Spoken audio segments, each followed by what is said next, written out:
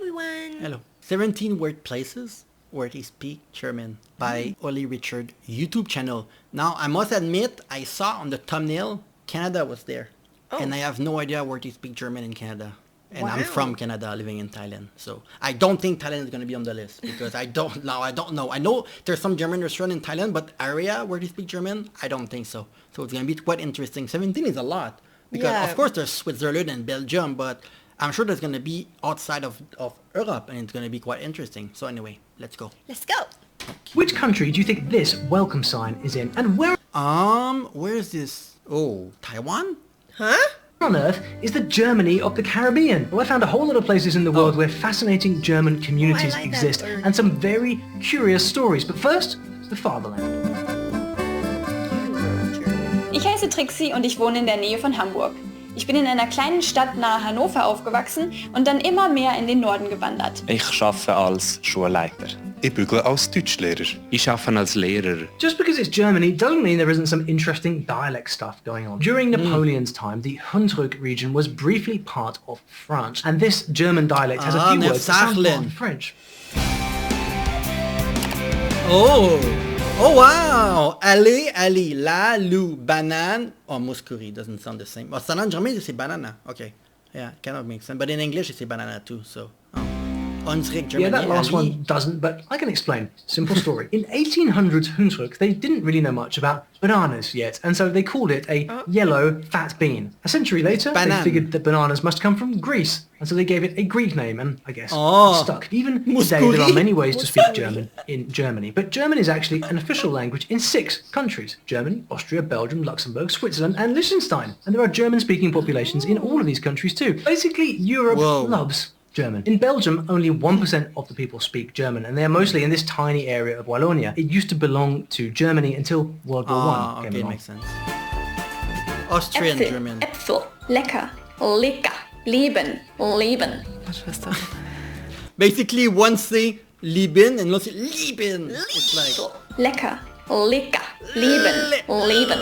Oh my god, it's going... So ein schönes Lächeln.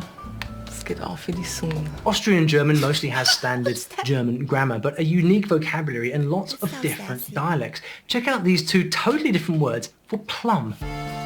Plum in Swiss German. Mein Name ist Desiree Diettlin, ich komme aus Basel-Land, aus Asch in der Schweiz.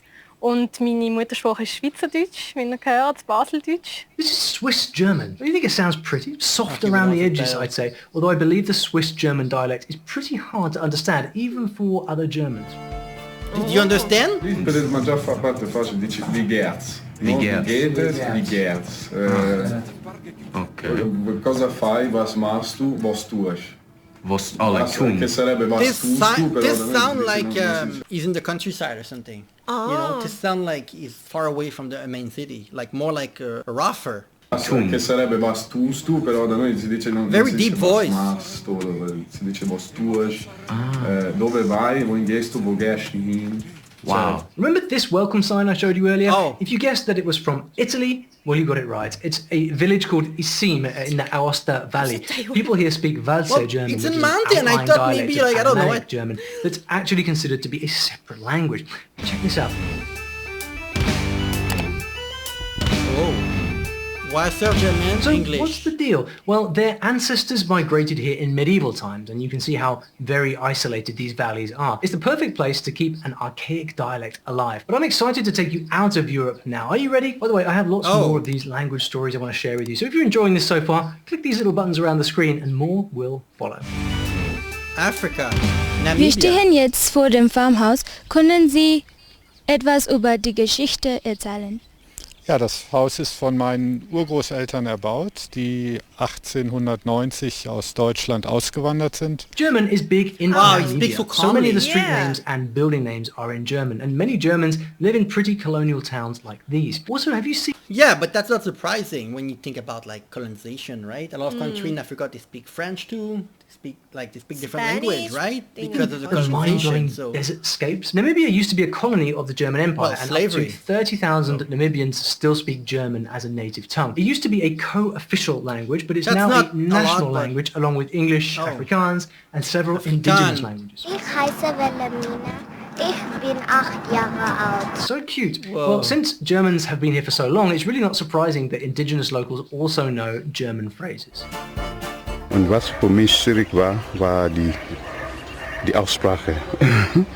Die Aussprache muss immer gut sein. Zum Beispiel, ich habe gesagt, wie heißt das? Ich heiße. German people love South Africa, and there are around 12,000 living there who speak German as a first language. Many are expats just living it up in South Africa. I mean, they do get to have all of this. There are also many fourth-generation immigrants. What's interesting is a lot of the original Germans in South Africa were not immigrants, but came on work contracts to the Dutch East India Company in the Cape, and later the Natal Cotton Company. When the cotton failed, they simply stayed and made a new life. One of the biggest German communities live in and around because historically South Africa was a port, right? Yeah. The boat, you go from one place to another. It was one place that like everyone town wanted called to go. Wartburg, which was named after a castle in Germany. You know that one where Martin Luther translated the Bible into There's German? so many Of white course you know people that. in South Anyway, Africa. pretty awesome to hear indigenous South Africans speaking German. Now, real quick, do you want to visit one of these German-speaking communities and actually speak with the locals in German? Well, you'd better get some speaking practice then before you jump on a plane. South America, Argentina. Well, the journey of many of these immigrants begins in some of the most unexpected of places, and some of the routes and paths they took were so bizarre, they've piqued the intrigue of many around the world. Yo soy de Austria, nací en Austria, con madre alemana de Hamburgo, que queda bastante lejos. There's a secret German village in Argentina, La Cumbrecita. It's a meticulously recreated Swiss-German village with quite a story. The original pioneers of this town migrated from Berlin to Buenos Aires in the 1930s. They built Bavarian-esque cottages and alpine chalets. They sold plots to friends, and there was one rule: you have to build only Swiss-German style. They even planted trees that would make it look like Bavaria. Well, today about 1,500 people still live there, but not just there, because 8% of Argentinians say they have German ancestry, and that's more than 3 million Argentinians. Yeah, Argentinians are so diverse. Also Italian. There are a lot of Italian in Argentina. There's a lot of people from all around Europe in Argentina. 500,000 of them actually speak the language. But there's one Latin American country with even more German speakers. Oh, really? Viele kommen in Trachten. Für die Blumenauer ist es eine Tradition und für die Besucher ein Spaß.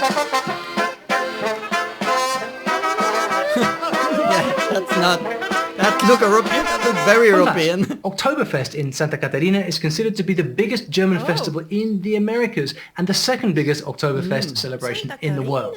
Who knew? Anyway, Brazilian German is strongly influenced by Portuguese and to a lesser extent by Italian and indigenous languages. Hey, the only country in South America that doesn't speak Spanish. They speak Portuguese, I think. To be honest, sometimes I cannot know. Yeah, Brazil, Portuguese, and everything else Spanish. About 3 million who do actually speak German at home, not just in their dreams. I think I know what she means, as I see everywhere around me a world I'd never expected to find in the land of sun, sea and samba. Wie geht's, Dietmar? Gut. Gut? Ja, ja. Geradeaus. In Espírito Santo, they speak a dialect called East Pomeranian, and the main variety of German in Brazil has this long name that I just cannot pronounce, so don't judge, I'm still getting to German. Der Wagen steht schon vor der Tür, mit Weib und Kind marschieren wir. Here's an interesting story for you. Ever heard of Volga Germans? Well, Volga Germans are German Russians, and between the 1870s and 1910s, about 320,000 of them came to Colorado from the Russian steppes of the Volga River. They'd been invited to Russia by Catherine the Great to establish 104 German villages, but later Russia revoked many of their privileges, so off they went to South America instead. Here's a little language sample for you to check out. Oh yeah, it looked completely different. Paraguay.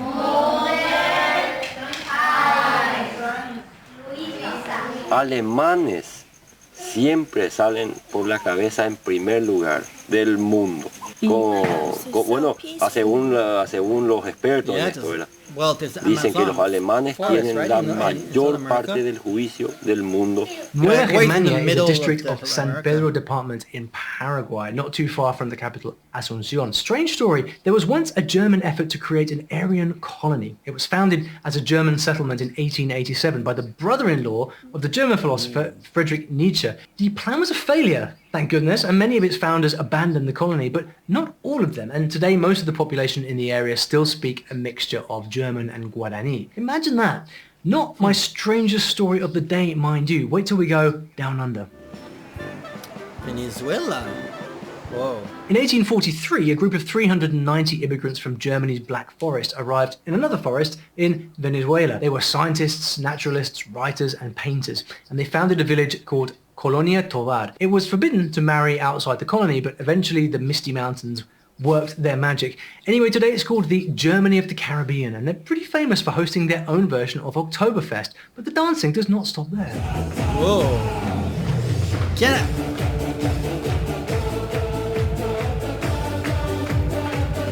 That's in Ontario. That's not that far from where I live. It's the province. You probably know that English and West. French are official languages of Canada. Yes. But did you know that the city of Kitchener in Ontario was once named Berlin? Yep. Kitchener. German heritage has been concentrated there. Kitchener, Ontario. Yeah, they have a hockey team there. There's a name, Kitchener? Kitchener. Not Kitchener. Canada is huge, so it's far, but it's not. It's a large and vibrant community. If you love Oktoberfest, this is a good place to be. It's the biggest It's a pretty Oktoberfest well-known in North city, America. Kitchener. I am not forgetting British Columbia. Huge German community there too. Those of you from the US, I really want to hear if you've ever encountered these next two types of Germans. So German immigrants in the Midwest came from different parts of Europe and Russia and settled in communities in Missouri, Kansas, and one very well-known community in Bismarck, North Dakota. Actually, the Dakotas are pretty interesting. It's called Apparently, they're Bismarck. the only state Bismarck where is German is the most common language spoken at home after English. But two special varieties got my attention. Nu haben sie als Jüngste gespielt bis halb neun, wenn unsere Schule noch gestartet hat. Dann haben wir als die Bell gerungen. Es war ein stupid Schulhaus. Und wir haben alle 8 Grades gehabt. Es waren 2 von uns Teachers. Ich hätte... People in Pennsylvania Dutch don't... I've never heard this. What the hell she just said? I've never heard of this. Pennsylvania Dutch. Was it Dutch? German? Pennsylvania Dutch? Yes. I guess it's from Pennsylvania? Oh. I don't Just know. say hello, they'll say wie bist du heute, which means how are you doing today? And you have to respond with something snappy.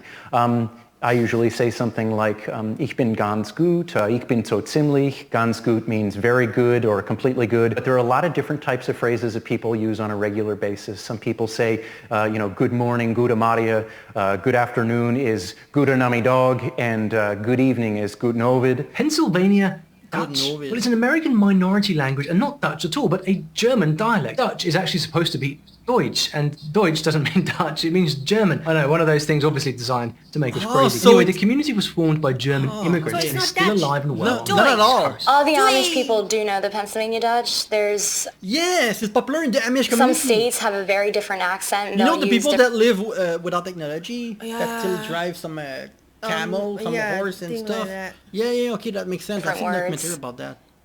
but we can still understand each other. It's There are just people that are very some people traditional, say so they will follow frock tradition. and some people It's a say big rock. country. That's the name for dress. At least in the Amish communities. Försöker påblåsare där, jag ska komma ungefär 1866 lang. So, mein Mann und ich, wir haben immer draußen auf der Ranch gewohnt. Mein Mann hat für andere Leute gearbeitet, wo ein größeres Stück Land hatten. Und so haben wir Schaf und Ziehen und Vieh gezogen. Und wir haben immer noch Rambly, Schaf, die was marschieren tut. Isn't Texas supposed to be all cowboys? Why does it sound like English but drunk? Oh, maybe. It sounds like she's mixing English and something else. Maybe And cattle, or maybe, but Fredericksburg is the home of Texas German. I feel like I which could is more like understand a little 1800s bit. German with a Texan twang. Yeah, I think it's pretty cool too. And there's a reason why German in Texas never disappeared. The original German settlers refused to learn English, so they kept their German dialect pure. Well, for as long as you can do that in Texas. Anyway, today, Texas has one of the largest German communities in the southern US. Okay, ready to meet the most free-spirited German out there? You chose a good spot. Ik woon in Mexico, in Chihuahua, een gedietje dorpa. Chihuahua. En wat ik schaffen doe is... She live in the province of Chihuahua. Schaf bij een... ik weet niet hoe dat op Plotitsch moet zeggen, maar het is een hotel van cabins, waar we dan uitdraaien. En dat zijn dan zinnen waar mensen kunnen voor een lange tijd blijven, of bis van stukje blijven, zodat we ik schaffen doe. En ik doe van de mensen willen nemen. What was that? Let's see. Mexico has around 200,000 standard German speakers, and how's this for numbers? There are over 3,000 German language schools in Mexico, second only to Brazil. These campuses in particular are the biggest German language schools in all the Americas. But the young lady in this video isn't exactly speaking standard German. She's one of thousands of German Mennonites living in Latin America. Mennonites are a religious group who reject modern technology and live off the land. So this interesting dialect is a variety of Low German, although the kids do study standard German in school. Wow. The historic town of Handorf has been passionately preserved by the locals. Its German heritage can be seen in the many original buildings. The German culture spills onto the streets. Freut mich, ja? Ja, wir haben die Wurzel ausgesoffen. Immer gibt's was Neues. It's nearly hair raising up their backside, to meet them that can talk with you. There's a dialect in the Adelaide Hills called Barossa. He spoke English here. My God, his English accent. To meet them that can talk with you. There's a dialect in the Adelaide Hills called Barossa German that was once a hotbed of German language. A lot of immigrants started coming to Australia from 1838, like the 38 Lutheran families escaping religious persecution. They started a little village called Handorf, famous place now, the oldest surviving German settlement in Australia. Anyway, this guy was quite the maverick. He arrived in 1855, aged 27, got married and moved into a tree. You heard me. The happy couple started their family of 16 children and named their first 7 sons Johann. I mean, what else are you going to call them? Later, other Germans moved into this area. They started a school and a church, and well, that's all it takes to make a community. And of course, the language gradually took on some Aussie elements. It got the name Barossa Deutsch. There are even Barossa words in Australian vocabulary. Heard of these? Butcher, Kiel, Schnitter, Frit. Oh. Anyway, it's the mix Herwigs now have English over and 800 German. descendants, and Australia now has 75,600 German speakers. Precisely, I'll have you know, and over 1 million with German ancestry. Guys, don't be mad at me if I've missed your German dialect. I'm leaving space for you to tell us about it. Let us know in the comments if I've missed anything here. So now that we know where the world's German communities are, surely we should ask, where did the German language come from in the first place? Don't know? Lucky you. You can watch that fascinating story right here. I think what is interesting is that how to preserve a language. Yes, actually. You need to have a religious root, because if you have only 5,000 people that speak a language, it can, and people live that town, it can evaporate like this and completely disappear. So the community are very tight, and people stay within this community. Yeah. So it doesn't necessarily grow in population like crazy, but it doesn't disappear because people are very loyal to their community. That's how you preserve Germany in other country or any other language. Actually, if you move to another country, with your family, some children cannot even speak, but they just understand their language. I mean, I think it's a personal choice. I'm not mad at people that don't want to speak their original language if they move to another country. I mean, it's up to anyone to decide how many language they want their children to learn. I think it's up to them. So anyway, thank you for the amazing suggestion. Please suggest us more and tell us more about what we just watched. Yes. Yes. Bye-bye. Bye.